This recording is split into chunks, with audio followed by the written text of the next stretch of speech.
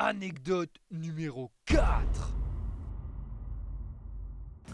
Quatrième anecdote, toujours à Tokyo. J'étais dans le métro, le fameux métro super blindé en allant le matin au travail. Et forcément, quand les portes s'ouvrent, ça se bouscule. Parce qu'il faut que les gens sortent et que voilà, il n'y a pas trop le temps. Mais en aucun cas il y a de l'hostilité, vous voyez, c'est pas, ils vont pas se taper dessus et tout. Et là j'ai été témoin d'une chose qui m'a marqué, hein. Je peux le dire, d'où le titre de la vidéo, pardon. Un mec qui avait devant lui une dame qui avançait plus ou moins lentement, on va dire, qui lui met un putain de coup d'épaule, mais genre costaud, un physique, quoi, à la N'Golo Kanté. Ok, je me dis ouais, c'est bizarre, j'ai jamais vu ce comportement-là chez les Japonais, eux qui sont d'habitude très respectueux, très polis. Bon, je me dis ok, il peut y avoir des idiots partout, hein, c'est normal. Et là, des idiots partout, je fais bien de le dire, parce que le mec, il a gagné en niveau d'idiotie, mais de ouf. Dans les 10 secondes suivantes, il bouscule la femme, donc. Hein, c'était volontaire, je l'ai vu, j'en suis sûr à 100%, c'était volontaire cette bousculade. Et là, il va chez la femme et il s'excuse. Comme s'il ne l'avait pas fait exprès. Je vous jure que là, j'étais sidéré. J'ai réfléchi à ça. Je me suis dit, soit c'est un con, ce qui peut être le cas un peu partout, il en faut, hein, il faut tout pour faire un monde comme on dit. Soit c'était une certaine façon d'évacuer le stress, toute la frustration qui peut être emmagasinée chez ces fameux salarymen japonais. Les salarymen, pardon, pour ceux qui ne le savent pas, c'est le stéréotype de la personne qui fait son boulot 10, 11, 12 heures par jour, qui est en costard, qui n'est pas épanoui au travail, qui prend son salaire en fin de mois et qui se satisfait de ça, quoi. Métro, boulot, dodo, en gros. Donc je me suis dit que c'était peut-être une manière d'extérioriser toute cette frustration, manière qui est intolérable, hein, certes, mais je me suis dit ne le jugeons pas trop vite au final. Aujourd'hui j'en sais pas plus, hein, j'en ai parlé avec des amis japonais, ils m'ont dit que ça ils l'avaient jamais vu.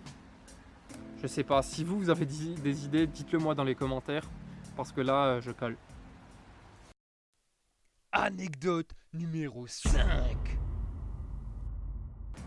Cinquième anecdote, ça se passe toujours à Tokyo, toujours dans le métro. Métro bondé, pour pas changer.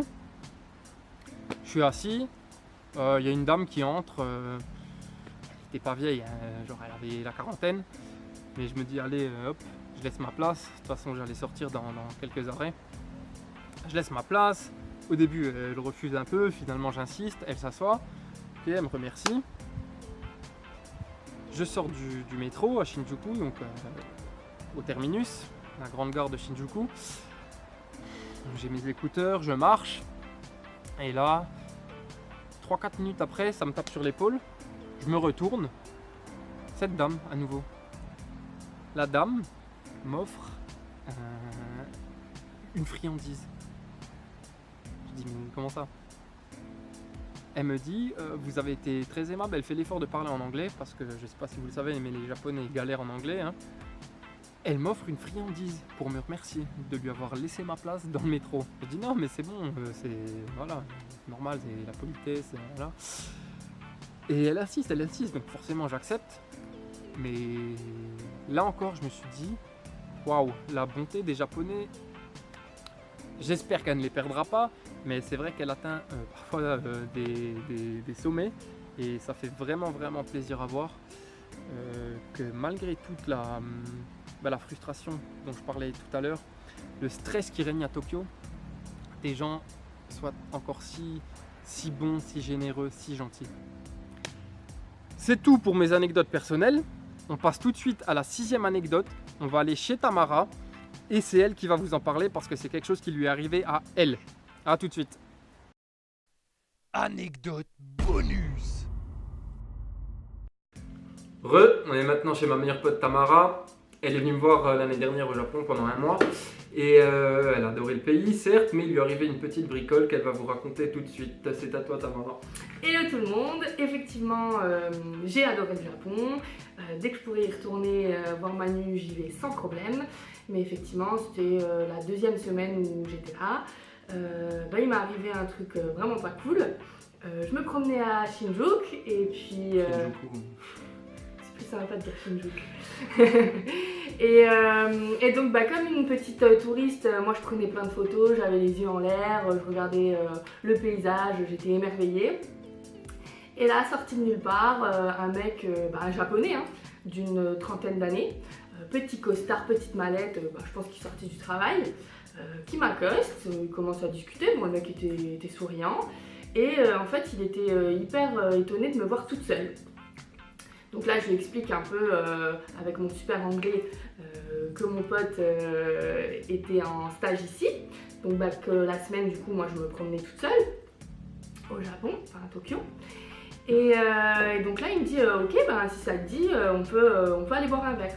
Donc là je lui dis ah bah non c'est gentil mais non. Donc il insiste un petit peu, il me dit donne-moi ton numéro de téléphone, si tu restes là pendant 1 mois on reste en contact. Et donc là je lui sors une sauce universelle, je lui dis non j'ai un copain. Et le mec en fait il se démonte pas, il me dit ton copain là, actuellement il est où? Donc je lui dis il est en France. Et là il me regarde droit dans les yeux, il me dit ok donc on peut aller boire un verre quoi. Donc j'étais un peu abasourdie. Je lui ai dit non toujours pas. Et là il me dit ouais mais tu sais moi j'ai beaucoup d'argent.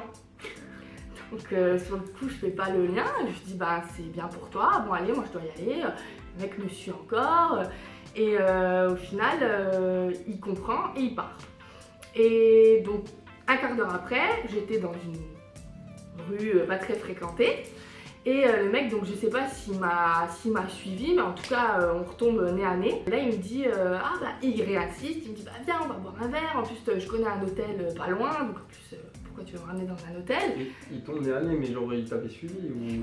je sais pas, okay. Mais bon en tout cas voilà, ouais. Je le revois et donc là je lui dis non ça n'a pas changé depuis le quart d'heure d'avant, je veux toujours pas aller boire un verre avec toi.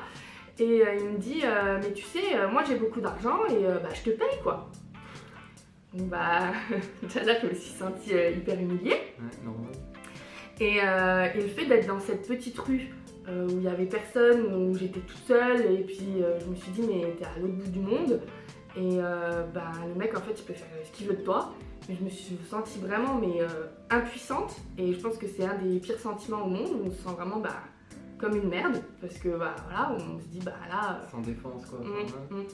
Et donc je pense que j'ai un peu haussé le ton et je lui ai vraiment fait comprendre que non sa proposition elle m'intéressait pas du tout. En plus il y a un couple là qui est arrivé donc le mec finalement a lâché l'affaire.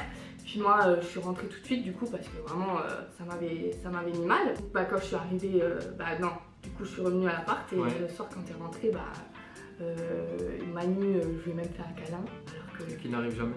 Je suis pas du tout tactile mais j'étais tellement retournée que il me fallait un soutien. Et donc en fait moi j'ai vraiment vécu ça comme une agression. Alors bien évidemment le mec ne m'a pas touchée mais ça a vraiment été violent. Et là il y a 1 mois de ça Manu m'a envoyé une vidéo sur la technique de drague du Japon. Une pratique de drague quoi. Donc, qui s'appelle le Namba. C'est une vidéo de Japania que je vous conseille tous, je la mettrai dans le lien si vous voulez. Donc c'est une pratique, tu veux l'expliquer ou... Non, vas-y. C'est une pratique qui consiste en fait à draguer dans la rue ouvertement, de façon assez directe aussi. Ouais, ils encerclent les filles. Ouais, voilà, exactement. Donc pour eux c'est peut-être pas perçu comme une agression parce que c'est vraiment c'est culturel, mais pour des étrangers ça peut brusquer. Surtout que c'est en contradiction avec eux, ce qu'ils renvoient comme image d'habitude, ils sont hyper timides, hyper réservés. Polis, hyper respectueux. Donc c'est vrai que c'était assez intriguant comme histoire. Aujourd'hui, ça va mieux? Ça m'a permis de prendre un petit peu de recul, de voir ça, mais pour le coup je pense que si je le revis quand même, ce serait quand même pas plus plaisant. Ah oui, bien sûr. Mais comme quoi, le Japon, ça reste un pays, comme tous les autres, très contrasté. Et c'est pas que régi selon ses clichés et tout, c'est ça qui était assez intéressant dans ce cas-là. Donc voilà, mais pour autant, l'année prochaine, je viendrai, il n'y a pas de souci. Très bien, avec plaisir. Merci à toi Tamara. Mais de rien. Merci à vous d'avoir regardé la vidéo. Comme d'habitude, un petit like, ça fait plaisir, un abonnement, un partage. Dites-nous vous dans les commentaires si vous arrivez des trucs comme ça au Japon, que ce soit positif ou négatif, ce que vous en avez tiré, si vous avez réfléchi là-dessus, si vous en avez débattu avec votre entourage. Voilà, abonnez-vous sur Instagram, les autres réseaux, si vous le faites, elle envoie des nudes, c'est au programme. Merci à tous, ciao ciao.